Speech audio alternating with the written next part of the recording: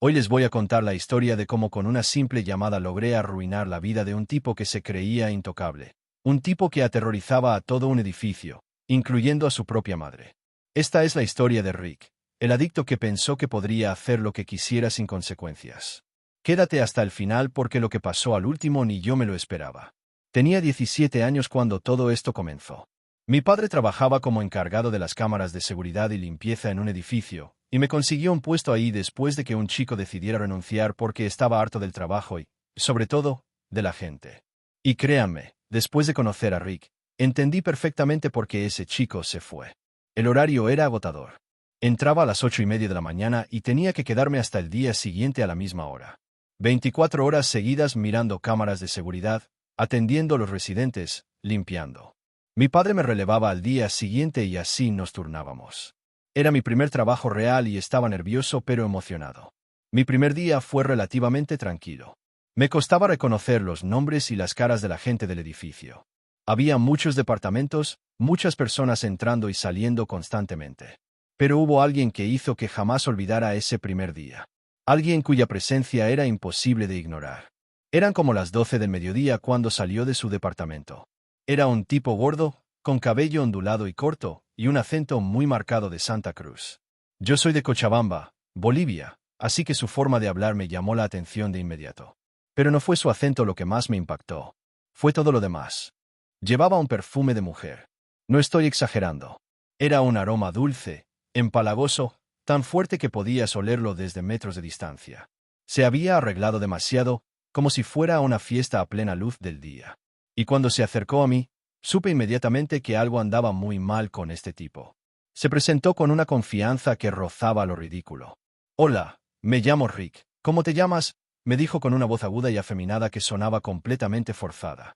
Y entonces hizo algo que me dejó helado. Extendió su mano esperando que la besara. Como si fuera algún tipo de realeza. Obviamente no lo hice. Solo le di la mano de forma normal. Me presenté rápidamente y él se fue cantando algo por los pasillos. Su voz era insoportablemente alta. Podías escucharlo desde cualquier rincón del edificio. Y su comportamiento afeminado era tan exagerado que hasta un ciego se daría cuenta de que era completamente falso. Pero lo peor no era eso. Lo peor era que se notaba a kilómetros que era un adicto. Sus ojos, su forma de moverse, esa energía caótica que traía consigo. Todo gritaba que este tipo estaba metido en cosas muy malas. Esa misma noche, alrededor de la 1 de la mañana, Rick volvió al edificio. Entró sin decir nada, subió las escaleras tambaleándose y llegó a la puerta de su departamento. Y entonces comenzó el show. Empezó a tocar el timbre como un loco, una y otra vez. Luego comenzó a golpear la puerta con tanta fuerza que lo escuché desde mi puesto de trabajo en el primer piso. Gritaba, pateaba, hacía un escándalo monumental. Hasta que finalmente su madre abrió la puerta y lo dejó entrar. El silencio que siguió fue casi más perturbador que el ruido. Esa fue mi primera impresión de Rick. Y créanme cuando les digo que las cosas solo empeoraron a partir de ahí. Con el paso de los días empecé a acostumbrarme al trabajo y a la gente del edificio. Aprendí los nombres, las caras, las rutinas de cada uno. Pero Rick era diferente.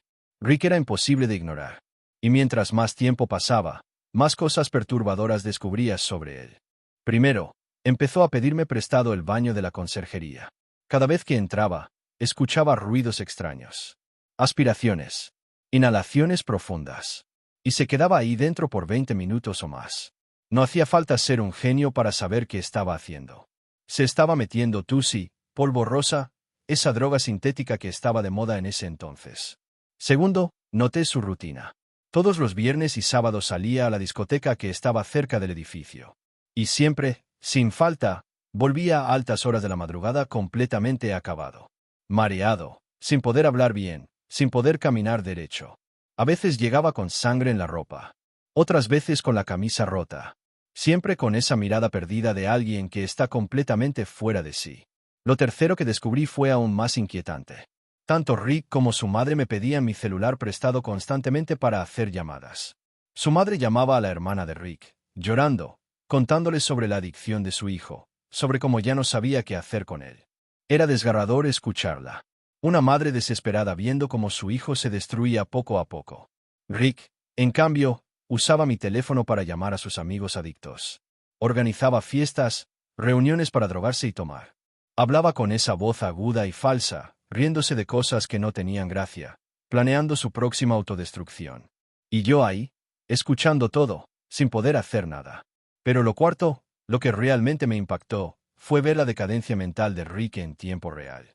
Al principio, cuando llegaba sobrio o medio sobrio, era una persona relativamente tranquila. Saludaba, sonreía, intentaba ser amable a su manera retorcida. Pero con el paso de las semanas, eso cambió completamente. Se volvió agresivo. Muy agresivo. Empezó a discutir con su madre constantemente. Y no eran discusiones normales. Eran gritos ensordecedores que resonaban por todo el edificio. Yo los escuchaba desde mi puesto de trabajo. Los vecinos se quejaban. Pero nadie hacía nada porque todos le tenían miedo. Su propia madre le tenía terror. Venía a mi puesto de trabajo a contarme sus problemas, llorando en silencio. Otras veces se sentaba en el lobby, con la mirada perdida, las lágrimas corriendo por su rostro, viendo cómo su hijo se convertía en un monstruo. Y lo peor es que había veces en que tenía que esconderse de él. Literalmente esconderse. La he visto dormir en el pasillo de las escaleras con solo una manta y una almohada. La he visto pasar la noche en el baño de la conserjería. La he visto quedarse dormida en el sofá del lobby después de que Rick la amenazara de muerte y destrozara su cuarto en una de sus rabietas. Ella intentaba ayudarlo. De verdad lo intentaba. Le rogaba que dejara las drogas, que buscara ayuda, que pensara en su futuro. Pero Rick no escuchaba. Y aún así, su madre lo protegía. Lo defendía ante los vecinos que se quejaban. Pagaba los destrozos que causaba. Limpiaba sus desastres. Hasta que un día, Rick se pasó de la raya. Era un día aparentemente normal. Yo estaba a mi puesto esperando que terminara mi turno. Rick y su madre no me habían pedido el celular prestado todavía, lo cual era raro. Pero entonces sonó el intercomunicador. Era la madre de Rick, y su voz sonaba completamente desesperada. Le pedía a mi padre que subiera al departamento urgentemente. Mi padre subió sin hacer preguntas. Yo me quedé abajo monitoreando las cámaras, pero en un momento tuve que cambiarme de ropa y no vi lo que pasó exactamente. Lo que sí escuché fue un golpe fuerte, muy fuerte, y luego vi a mi padre bajar las escaleras casi corriendo, con la cara pálida como un fantasma. Me advirtió inmediatamente que jamás subiera cuando Rick estuviera alterado. Me contó lo que había pasado. Rick había sacado una cadena de metal y había intentado chicotear a mi padre en la cara. Literalmente intentó golpearlo con una cadena como si fuera un arma. Mi padre se hizo a un lado justo a tiempo, pero la cadena golpeó la puerta del vecino con tanta fuerza que dejó una abolladura. Y ese vecino no era cualquier persona. Era uno de los copropietarios de la mesa directiva del edificio.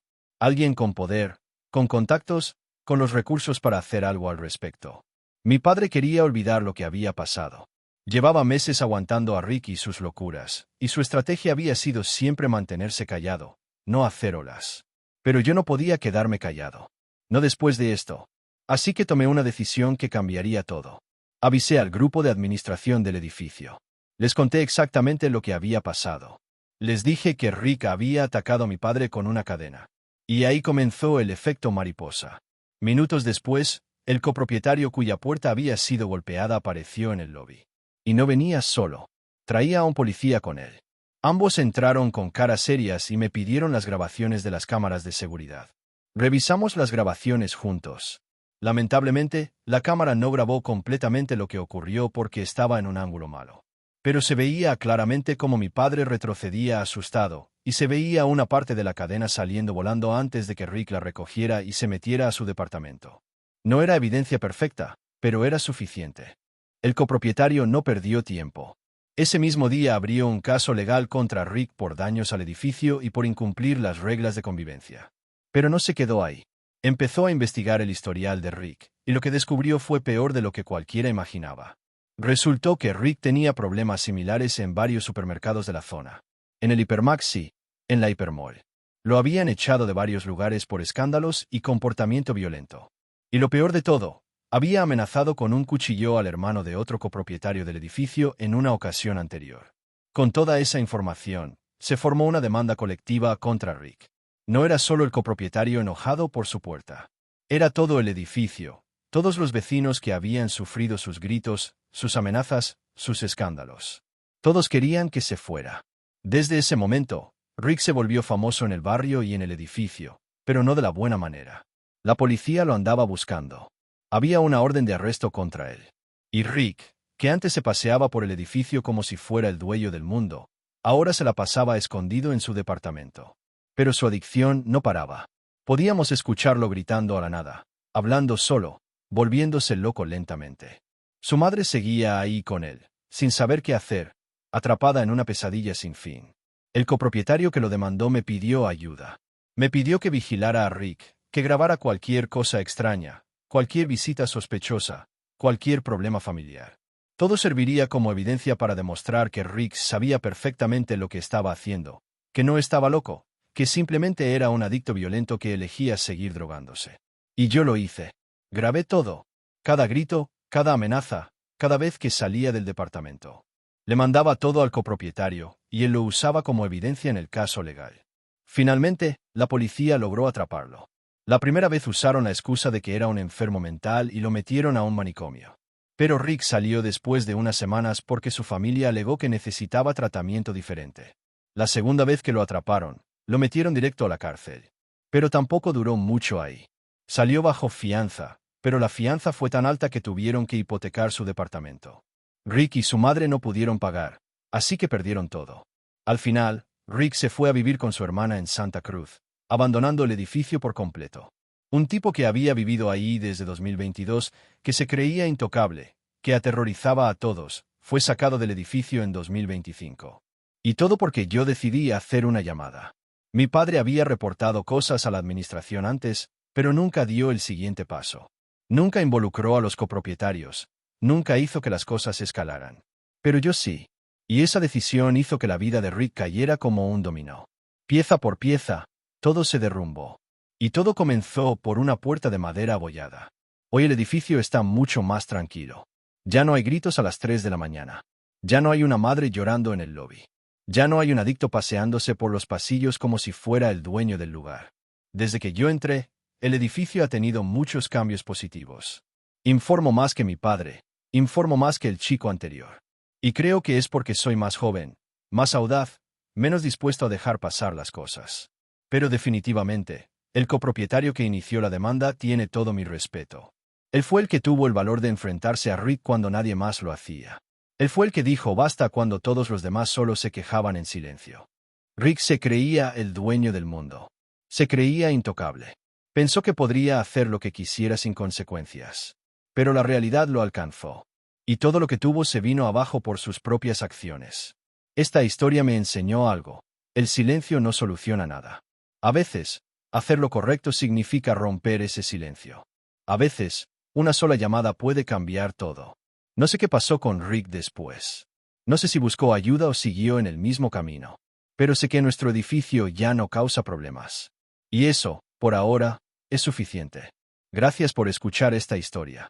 Si has tenido que lidiar con vecinos problemáticos, déjame un comentario contando tu experiencia. Y si te gustó esta historia de justicia y karma, dale like al vídeo. Y oye, si quieres seguir escuchando historias reales como esta, historias sin filtro de la vida real, suscríbete al canal y activa la campanita. Aquí compartimos experiencias auténticas. No todo es bonito, no todo tiene un final feliz, pero todo es real. Nos vemos en el próximo vídeo. Y recuerda, a veces, el karma no llega solo. A veces necesita un pequeño empujón.